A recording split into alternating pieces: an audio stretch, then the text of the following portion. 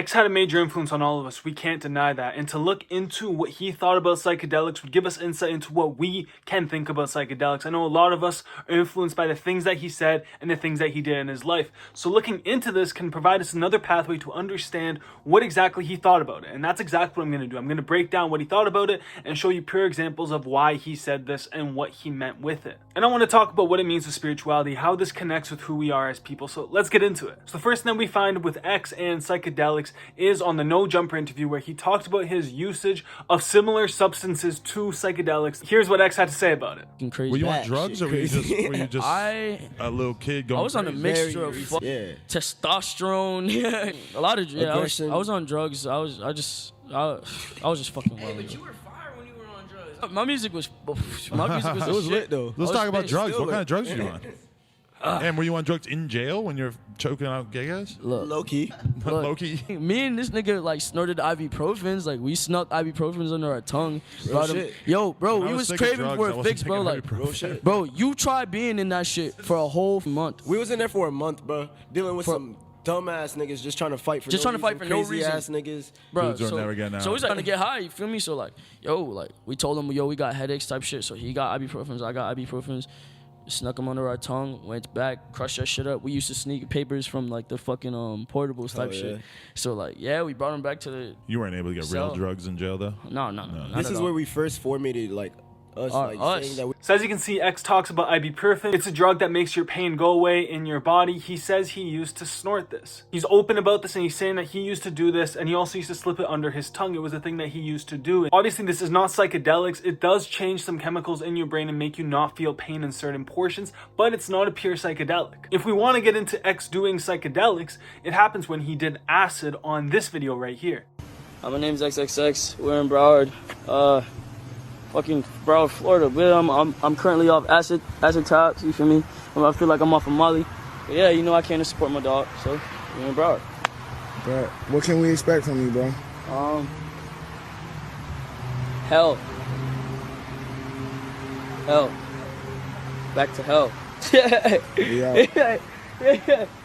Appreciate it, famo. As you can see, X has a pain in his laugh. He's feeling a different type of way, he's acting a different type of ways, and his eyes are bloodshot black. It's hard to see what exactly is going on, but he has mentioned that he has taken acid in this video. Now, can we take that for face value? Well, you can, because he is open about saying this. This may be indicating him being under the influence of the psychedelic of the substance. You can see he's acting abnormal to his usual behavior, and he's more so tied in to feeling this type of way in this existence. Now, why would he want to feel this type of way? Well, the people around him might be doing it. It's also an escape from your current reality. It makes you feel a different type of way for a certain amount of time.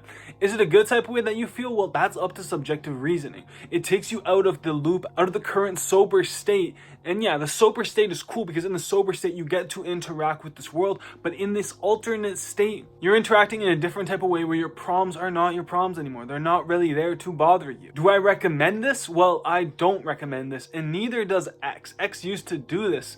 Did he do it often? Well, no. He further goes into his usage of these substances, of these psychedelics, in the DJ Academics interview, as you can see right here.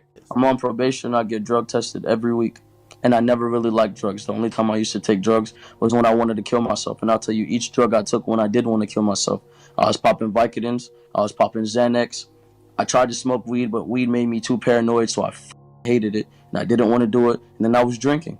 And that's all I was doing. X mentioned what type of drugs he did. He also mentions that weed made him paranoid. He does not do any of these drugs. He doesn't do that. He also said he's on probation, so he cannot do that because he's being tested currently for it. So yeah, X doesn't take these substances later in his life. But between that later phase, that blue-haired, that gray-haired phase where he was evolving, before that, he was all in this. Now, Ski Mask also has talked about X taking substances and X taking acid and seeing ghosts that told him that he wouldn't live too long when he was on the substance. Here's Ski Mask saying such.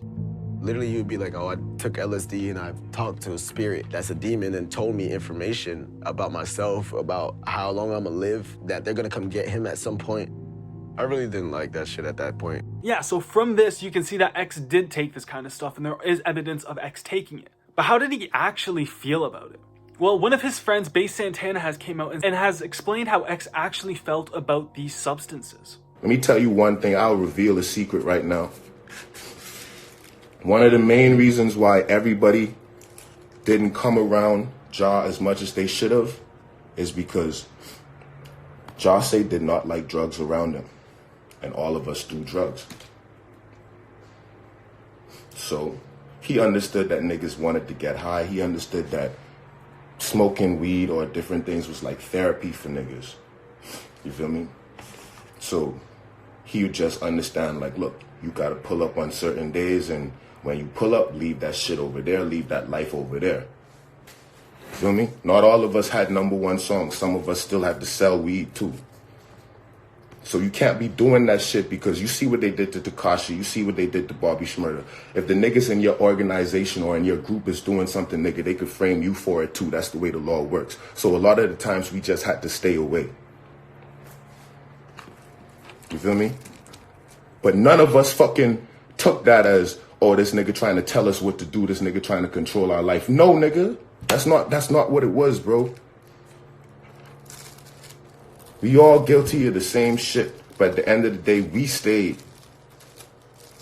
And on days when we had to be sober or on days when we had to lose out on money, fuck it, we did it. And we hung out with our dog. As you can see, Bass Santana said that X didn't like doing these substances. He wasn't into it, so he wouldn't hang around members only as much. And since he didn't hang out with them, he wasn't doing it. And he would leave that at home. He wouldn't bring that with him. A lot of the members only did do that kind of substance. X didn't want to do it. X started evolving. He did try. He did dabble into it. He wanted to see what it was all about. When it came down to actually using it, he didn't want to use it. He knew that there's more to use the mind for, which is why he wanted to grow each and every one of you, which is why he spread motivational messages all over his social media, always telling us to be better and to grow ourselves. That's why he was doing that kind of stuff. He was on a different level. He was on a different plane. He was on a different realm than the people around him, and he wanted to bring that into their lives. And it's hard. It's hard to bring that kind of thing into someone's life. When someone's so stuck on living their life a certain way, it's hard to convince them and to also help guide them into a new type of life, especially people around you who may not be open to that kind of change. It's hard to do, but it does take one step at a time, and that step starts from you. It starts from inside of you, and it always starts with you in all of these situations. You are the catalyst for the change that is to come in your life, and X knew that. Now, when Lil Peep passed away from a drug overdose, X went vocal and he talked about stopping the usage of these substances. Listen up.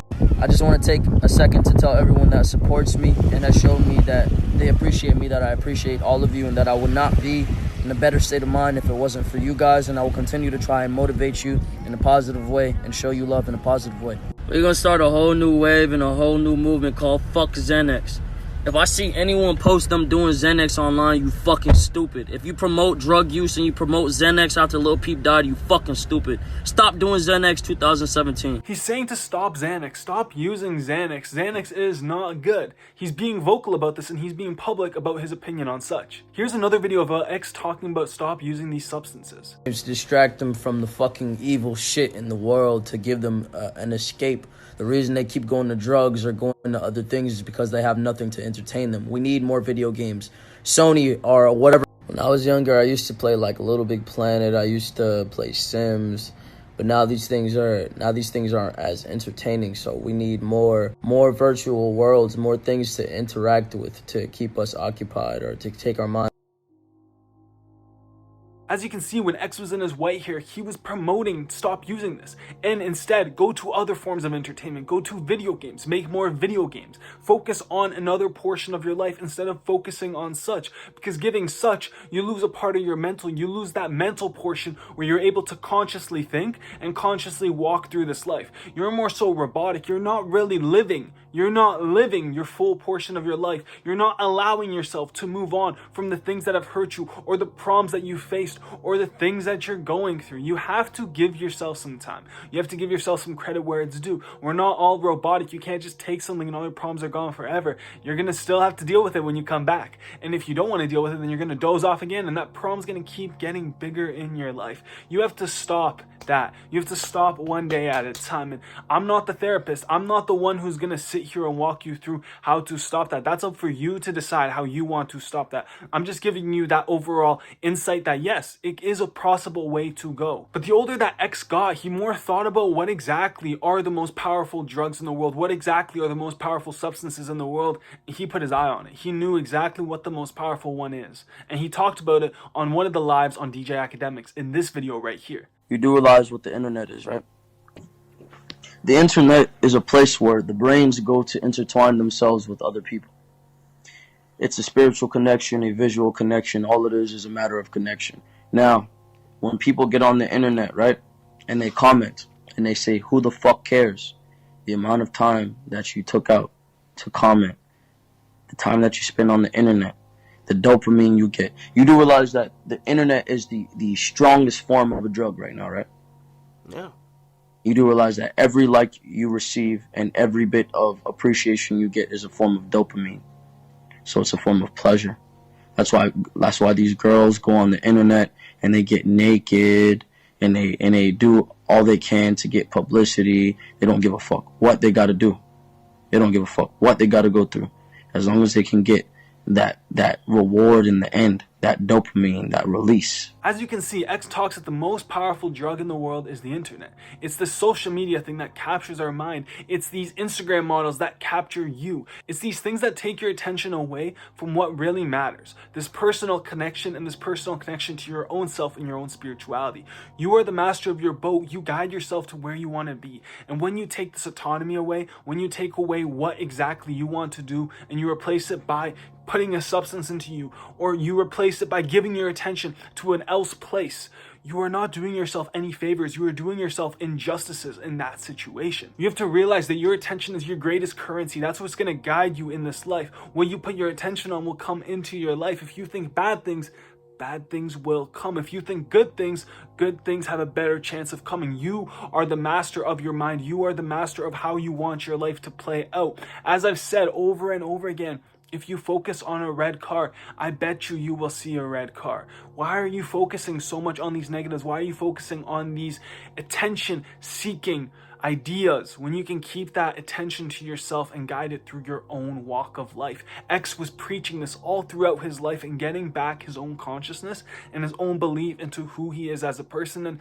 I have to remind myself that too. I have to remind myself that life is about your attention and where you put your attention to. If you put your attention on these apps, if you put your attention into these people, that is where your attention is going to go. You have to realize that you are the master of your own ship and you have to guide yourself to where you want to be. That is the message of this video, and that is what X gained through all his psychedelics. He started with those psychedelics, but then he ended up realizing that it's more powerful than anything else in this world. The most powerful thing is your attention, and these substances take such away.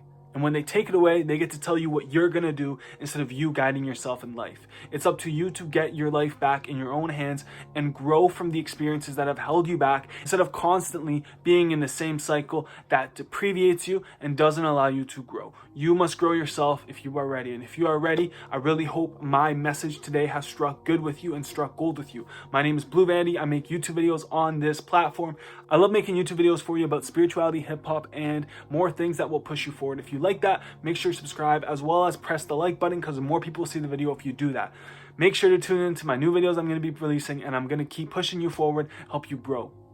I love you. Thank you so much. Take care.